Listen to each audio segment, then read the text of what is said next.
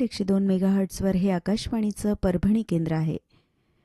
श्रोतेहो, आता प्रसारित करत आहोत प्रायोजित कार्यक्रम भक्तिरंग, वारकरी परंपरेचा वारसा. या कार्यक्रमाचे प्रायोजक आहेत श्री लोहारे डीबी यशवंत माध्यमिक आणि उच्च माध्यमिक विद्यालय, अहमदपूर. श्रोते हो, नमस्कार. आषाढी एकादशी निमित्त या विशेष कार्यक्रमात मी वैशाली जोशी आपलं सहर्ष स्वागत करते.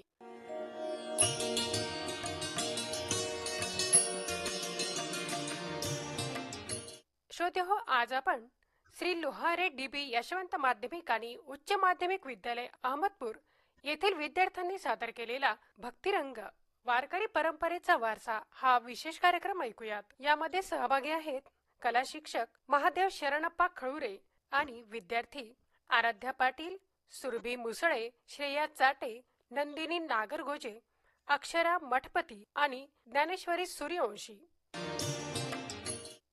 चला तर मग श्रोते हो, ऐकूयात कार्यक्रम भक्तिरंग, वारकरी परंपरेचा वारसा. नमस्कार बालमित्रांनो, मी अक्षरा महालिंग मठपती, यशवंत विद्यालय अहमदपूर इयत्ता 9वीची विद्यार्थिनी.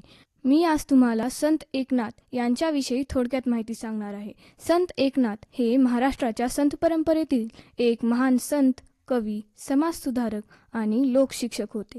त्यांनी आपल्या लेखनातून, कीर्तनातून आणि आचरणातून समाजाला प्रेम, समता, दया, सत्य आणि भक्तीचा मार्ग दाखवला.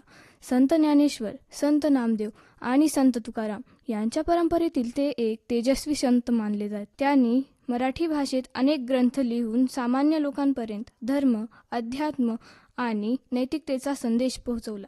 त्यांचे संपूर्ण जीवन लोकसेवा, ईश्वरभक्ती आणि समाज प्रबोधनासाठी समर्पित होते. संत एकनाथ यांचा जन्म इसवी सन 1533 मध्ये महाराष्ट्रातील पैठण येथे झाला. त्यांच्या वडिलांचे नाव सूर्यनारायण आणि आईचे नाव रुक्मिणीबाई होते. लहानपणीच त्यांच्या आईवडिलांचे निधन झाले, त्यामुळे त्यांचा सांभाळ त्यांच्या आजी आजोबांनी केला. ते अत्यंत बुद्धिमान, नम्र आणि शांत स्वभावाचे होते.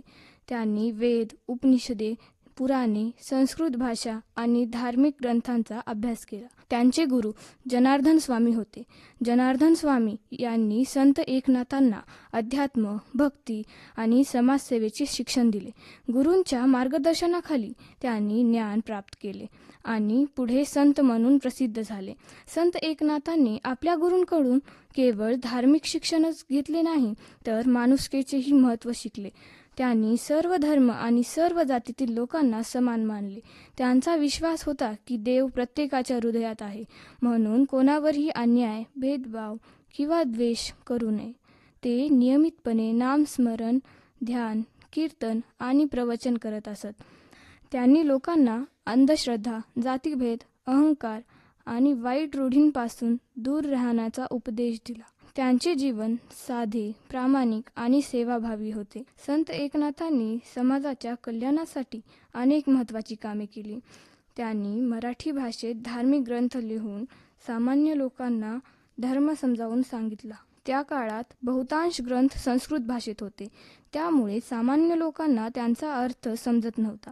संत एकनाथांनी सोप्या मराठीत ग्रंथ लिहून ज्ञान सर्वांसाठी खुले केले. त्यांनी लिहिलेला एकनाथी भागवत हा त्यांचा सर्वात प्रसिद्ध ग्रंथ आहे.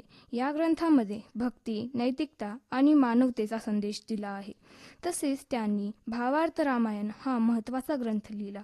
या ग्रंथात रामायणाचा अर्थ सोप्या मराठीत सांगितलेला आहे.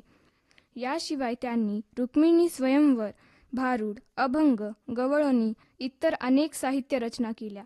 त्यांच्या अभंगामध्ये भक्ती, प्रेम, समता आणि सदाचार यांचे सुंदर वर्णन आढळते.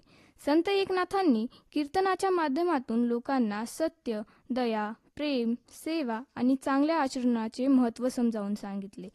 त्यांनी प्रत्येक माणसाला देवाचा अंश मानला, म्हणून त्यांनी अस्पृश्यता आणि जातीभेदाचा विरोध केला. त्यांच्या मते माणसाची जात नव्हे, तर त्याचे कर्म आणि चरित्र महत्त्वाचे असते. त्यांनी गरिबांना मदत केली, भुकेलांना अन्न दिले आणि दुःखी लोकांना आधार दिला. त्यांच्या जीवनातून दया, क्षमा आणि सेवाभावाचे अनेक आदर्श प्रसंग दिसून येतात. म्हणून ते केवळ एक संत नव्हते, तर खरे समाजसुधारक होते. धन्यवाद.